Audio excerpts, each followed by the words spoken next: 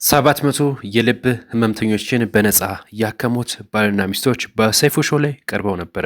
እነዚህ ሁለቱ ዶክተሮች ባልና ሚስት በ700 የልብ ህሙማንን እንግዲህ በነፃ አክመዋል። ዶክተር ተስፋዬ ተሊላ እና እንደዚሁም ደግሞ ባለቤታቸው ዶክተር አብሰኔት መርዕድ በሀገራችን በልብ ህመም የሚሰቃዩ ህጻናትን ወገኖችን በነፃ በማከም አስደናቂ ተግባር ፈጽመዋል። በሰይፉ ሾው ላይ ቀርበው ነበር። ምሽት ለብዙ ቤተሰቦች የልብ ህመም የማይታሰብ የገንዘብ ጫናና ተስፋ መቁረጥን የሚያመጣ ቢሆንም እነዚህ ሁለቱ ዶክተሮች ግን ለተቸገሩ ወገኖች ተስፋ ለመሆን በተግባር መቆማቸውን ነው የተነገረ ማለት ነው። በገዛ አንደበታቸው እንደገለጹት እስካሁን 7.2 ሚሊዮን ዶላር የሚገመት የህክምና ቁሳቁስ ወደ ሀገር አምጥተናል ሲሉ ተደምጧል። ከዚህ በላይም 700 የልብ ህመምተኞችን በነፃ ማከማቸውንም ጭምር ገልጸዋል።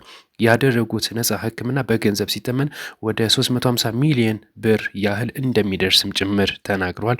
ቪዲዮዎቹንም እንግዲህ ጋብዛቸዋል ወደ መጨረሻ ላይ በተለይ በልብ ህመም ሊሰቃዩ የነበሩ ህጻናት ወገኖች እንደገና ተስፋ እንዲያገኙ እንዳደረጋቸውም ጭምር አስረድተዋል። በጤና እንዲቀጥሉ ያደረጉት አስተዋጽኦ በገንዘብ ብቻ የሚለካ አይደለም ሲሉ እንደዚሁ ሀሳባቸውን ሰጥተዋል። ሌሎች ዶክተር ተስፋዬ ተሊላ እና እንደዚሁም ዶክተር አብሰኔት መርዕድ እውነተኛ የሰው ልጅ ጀግኖች ተብለው እንደዚሁ እየተሞገሱ ነው።